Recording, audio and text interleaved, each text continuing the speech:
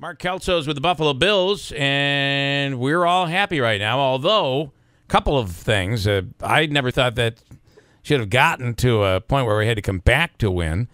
And how about that last play of the game? That they were tossing that ball around. I was getting a little nervous there yesterday, Mark.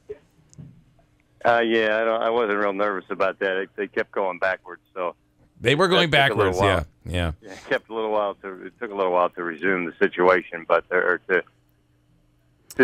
make the tackle and to conclude the situation. But they kept going backwards. I don't think they're throwing the ball backwards. I don't think they moved forward at all. But it was pretty unique play. There's certainly I don't think I've ever experienced anything like that. And it was good. The Bills were able to secure victory. They came back to do it. Played pretty well in most phases of the game, and really kind of withstood a fantastic effort by James Winston. I mean, he played really well yesterday, and that offensive unit has a lot of weapons for Tampa Bay. Yeah, and he certainly has quite the arm. What were your thoughts about the end of the first half? How does that happen at this point, where this team is going so well? Taylor seems to be doing so well, and then they blow that at the end. Why did they? Give me your thoughts on that last play before halftime. Well, probably a pretty big mistake there. I mean, you want to cash in with some points there. You have an opportunity with the turnover, and you have to have an opportunity to put points on the board. And I mean, but they had about 13 seconds, I think. And I'm not sure the last few seconds.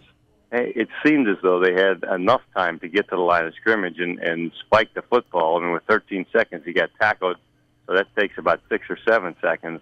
I thought they could have gotten to the ball. I don't know if the official spotted the ball, or I don't know the entire exchange there, but certainly in that situation, there's two things you need to do. You either need to throw to the end zone so that if it's an incomplete pass, the clock is stopped, or you score a touchdown, or you need to get the ball right to the sideline so that player has an opportunity to get out of bounds. I mean, they threw the ball.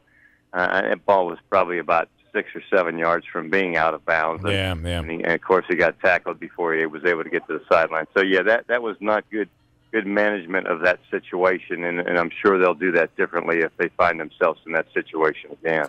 Well, we've talked about the negative. Let's talk about the positive.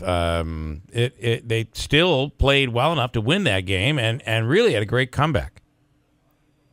Yeah, and they did some really positive things. And Tyrod, I thought there were some times when he was really good. I mean, there are a couple of throws he didn't let go. He just needs to continue to trust himself, because when he trusts himself and he uses his athleticism, I mean, I really think he's just a terrific quarterback and can take this team a long way if they continue to play well, particularly in the giveaway takeaway. And they've been on the plus side of that.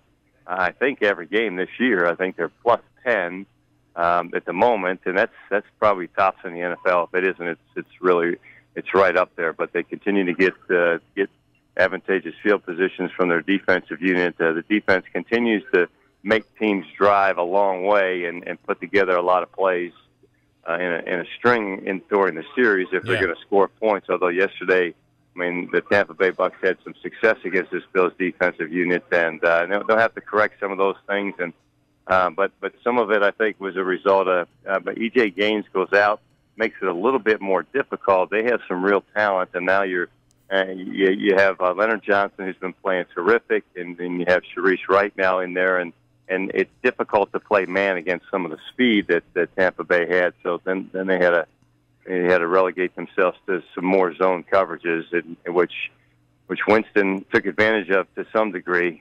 But they still continued to play well and limit those guys. So it was a team effort for sure. Turned the ball over 3 times and gave it back to their offense. So really, kind of the template that the Bills have started, the formula that they've had here in the beginning of the season. And this seems to be a very, although there were a few more penalties in the second half yesterday, but a very well-disciplined team. Not a lot of penalties, very few turnovers, which is so important. But I'd love you to touch on, if you would, first of all, Taylor and the fact of who would you compare him to? Boy, he gets in trouble, and he's just tough to tackle. And go back to the Bengals game, where it didn't seem that he ran the ball at all. It seemed like a different Tyrod Taylor 2 weeks ago. Yeah, a little bit. I mean, obviously he's trying to stay in the pocket, and there's certain situations when you have an opportunity to run the ball more than others. When teams are playing some man defense, and sometimes there's nobody in those short to intermediate areas because the patterns are downfield. Now you have an opportunity to scramble and use your legs. I mean, he's got to be smart about it. You don't want him to get exposed to a hit because it's just too physical downfield if you start running the football. And you don't want to run the quarterback read, but to be able to use his legs and scramble in situations, I mean, that's a huge weapon for him. He's so improvisational, and he can throw on the run. And when things open up like that, and a lot of times in a third down situation, the defensive tackles will be outside your offensive guards, and then the ends will be way outside your tackles, and that opens up the entire middle of the field. Yesterday they had a spy on him a couple times as well, but he was able to run by that. But he certainly can, when he's on the move and he's throwing on the move and then he has a run-pass option, it creates a great advantage for the Bills' offensive unit. And then yesterday he made some beautiful throws. I mean, the throw to O'Leary down the middle was great. The Logan Thomas touchdown, I think it was his first touchdown in a Bills uniform, and that was a really nice throw. And then he had, of course, those plays at the end of the game. But there were some really good exchanges and some good deliveries by Tyrod Taylor yesterday. It's certainly a positive game for him. I want to ask you about, too, next week with the Raiders, your thoughts. And then it's the Jets again, and they play their second game with the Jets. And then you get into December, and it's Patriots, Dolphins, and the Colts in between. This is going to be a big end to the season for Buffalo. Yeah, they kind of backloaded the conference schedule and here in the East, and that things are going to come down to the wire, you would think. But this team cannot look further than next week, and you say that as a player all the time, and sometimes you do it and sometimes you don't. But you really have to focus. I mean, the margin of victory yesterday was very slim. They had to come from behind to do it. They had to create another turnover late in the game to give their offense an opportunity. So it was they can't afford to make any mistakes, and they can't afford to overlook anybody. And some of these teams that perhaps hadn't been playing well earlier in the season are playing well now. And Oakland has tremendous weapons on the offensive side of the football, and then defensively, I mean, Khalil Mack was the defensive MVP last year. He's going to be a problem. You're going to have to figure out how you're going to block him because he's a difference maker. And if you do not find a way to block him on the pass rush, he's going to take over the game. And then they've got great talent defensively as well. So in their season, their young season is kind of slipping away a little bit because they let some games get away from them. Oakland did, and so they're going to be coming in here hoping to win that game against the Bills and put themselves in a better situation here in the AFC. So it's going to be a tough road, and again, yesterday was no different. You're going to have to play. You're going to have to play to the very end, and if you do and you play efficiently, then hopefully they'll come out on the win side. And the big thing yesterday that I thought was great is that they seemed to find some running combinations and some personnel combinations that made the running game go. And I think when DeMarco's in the game, I mean, he dropped a couple guys with a lead block, and that just gave LaShawn McCoy some room to run. And LaShawn was up near 100 yards again yesterday. And so I think they found some things that they can do and do consistently in the running game that gives them some that will really help the offensive unit be consistent here as the season progresses.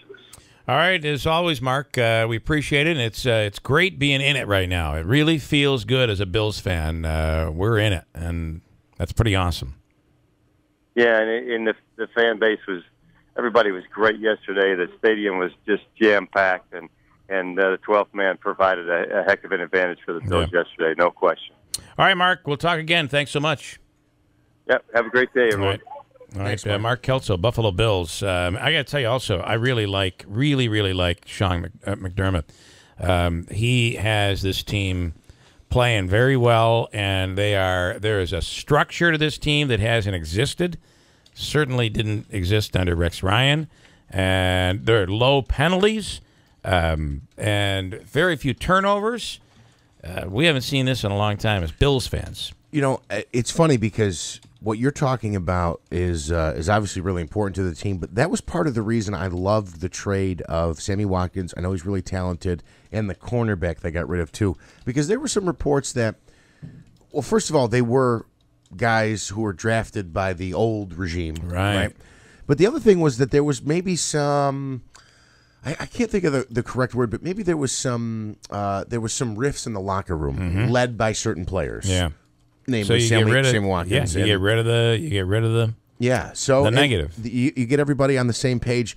The Bills right now sitting 4-2, just a half game behind the Patriots. I realistically don't expect them to beat the Patriots in the East, but I think they could end that playoff drought, you know? Yeah. And it'll be interesting to see, because how many times have the Patriots, where you look, they were like 4-2, they're maybe 6-5, they're always in it toward the end, but something happens. And I'm really hoping that the Buffalo Bills do end that drought this season. Nice. Certainly would be nice.